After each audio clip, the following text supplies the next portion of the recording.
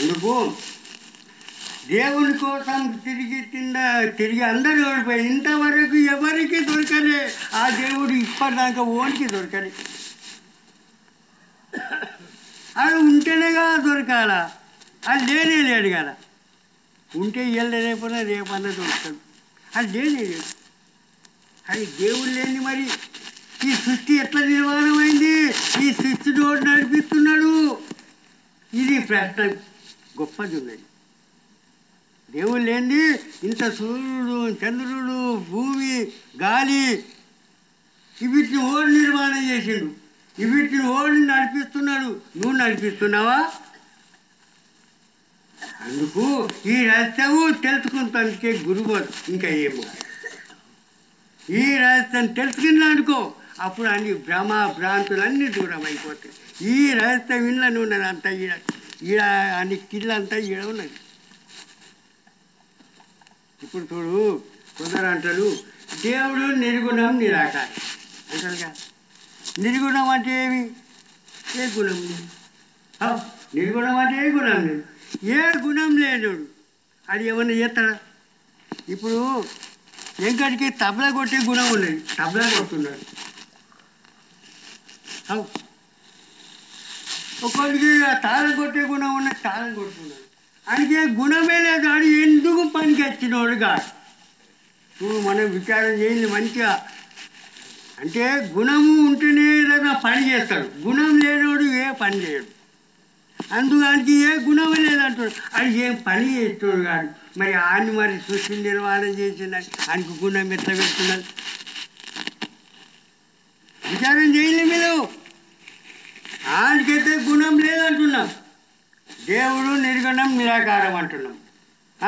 మరి గుణం లేనాడు సృష్టి నిర్మాణం చేసినప్పుడు అంటూ సృష్టి నిర్మాణం చేసే గుణం ఉన్నాయి ఆయన దగ్గర. మరి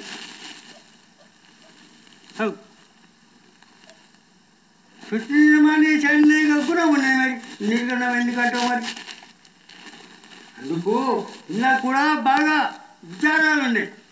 గురువు అంటే ఇది కాదు, మంత్రం కాదు, తంత్రం కాదు. ఈ రహస్యం ఎప్పటిదాకా తెలుసుకోవడం అప్పటిదాంతా అన్ని జీవన కళ్యాణం అయ్యేది కాదు. అంతవరకు సత్య జ్ఞానం పక్కకే ఉండిపోతున్నాయి. అందుకు ఆత్మనే దేవుడు. ఈ మాట ఉమ్మాడి సత్యం. ఈ ఆత్మ కూడా సృష్టిని చేయలేదు. మనము ఆత్మదేవుడు అంటే ఈ ఆత్మ కూడా సృష్టిని తయారు చేయలే. మరి ఏ దేవుడు కూడా ఈ సృష్టిని తయారు చేయలే. ఇప్పుడు చూడు, మళ్ళీ అంటాడు అరే మరి దేవుడు ఉంటేనే కదా ఇంత పెద్ద సృష్టి తయారైంది అని అంటాడు. నేను వాళ్ళకి అడుగుతా, మరి ఏ దేవుడు ఈ సృష్టిని తయారు చేసిండు? మరి ఆ దేవుని ఓడి చేసింది చెప్పండి. సృష్టిని తయారు చేసిన ఒక దేవుడు ఉన్నా అంటే అంటున్నారుగా. మరి ఆ దేవుని ఓడి తయారు చేస్తారని నేను అడుగుతున్నా, అది చెప్పాలా మరి?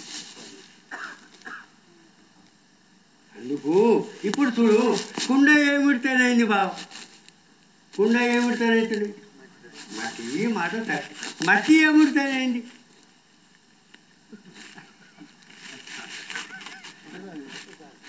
అంటే ఇవి కారణతత్వాలు.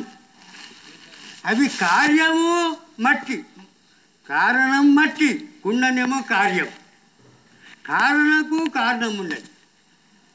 ఈ మాట మంచిగా, కారణంకు కారణం ఉన్నది, కార్యంకు కారణం ఉంటుంది. ఇప్పుడు మీరు ఇంటికాడికి వెళ్ళి వచ్చిండు, ఎందుకు వచ్చిండు? ఒక కారణం ఉంది. ఏం కారణం? అది మహారాజు వచ్చిందట, ప్రవచనం చేస్తాడట, వినాలని ఒక కారణం.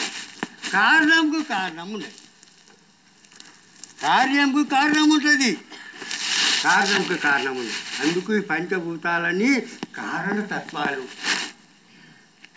అవిటి ఓడి పుట్టించినోడు లేదు. మనం తెలుసుకోవస్తుంది. అందుకు ఎప్పటిదాకా సద్గురువు మనకు విడివిడంగా జ్ఞానము మనకు విడివిడంగా చేసి ఎప్పటిదాకా బోధి అప్పటిదాకా మనకి జీవన కళ్యాణం అయ్యేది కాదు.